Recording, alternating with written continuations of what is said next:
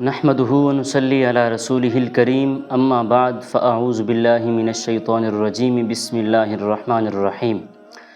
عزیزان محتشم، انسان کی زندگی میں اخلاق کا بڑا ہی اہم کردار ہوتا ہے۔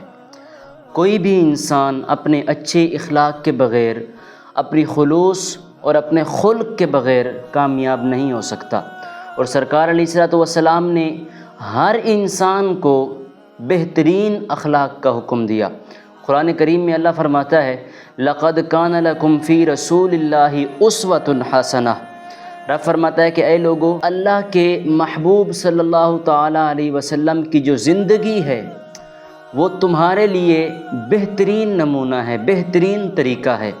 یعنی جیسے آپ کا اخلاق تھا، آپ لوگوں سے اخلاق کے ساتھ پیش آتے تھے، آپ لوگوں سے محبت اور عقیدت کے ساتھ ملا کرتے تھے، تو ویسے ہی تمہارے لیے حکم ہے کہ تم بھی اللہ کے محبوب کی طرح اپنی زندگی کو بہترین اخلاق والا بنا لو، اچھے اخلاق والا بنا لو۔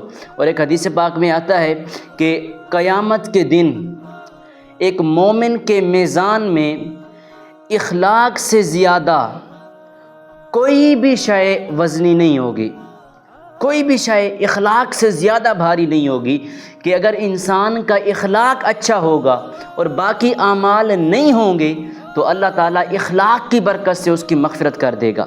لیکن اگر اس کا اخلاق ہی برا ہوگا، وہ برے اخلاق والا ہوگا، لوگوں سے جب ملتا ہوگا تو انہیں گالیاں دیتا ہوگا، ان سے بدتمیزیاں کرتا ہوگا، اگر اس کا اخلاق برا ہوگا تو پھر رب تعالیٰ اس سے جنت تک نہیں پہنچائے گا، بلکہ اس کا جو ٹھکانہ ہے وہ جہنم میں بن جائے گا۔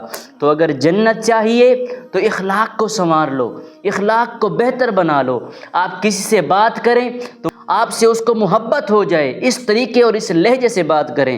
تو سرکار علیہ الصلوۃ والسلام کی مکمل سیرت سے اگر ہم اخلاق کا سبق لیں تو اخلاق ہماری زندگی کا بڑا ہی اہم کردار ہے، اور ہمیں اس کردار کو بڑے بہتر طریقے سے نبھانا ہے۔ میں دعا کرتا ہوں اللہ تعالی ہمیں اخلاق حسنہ والی زندگی عطا فرمائے۔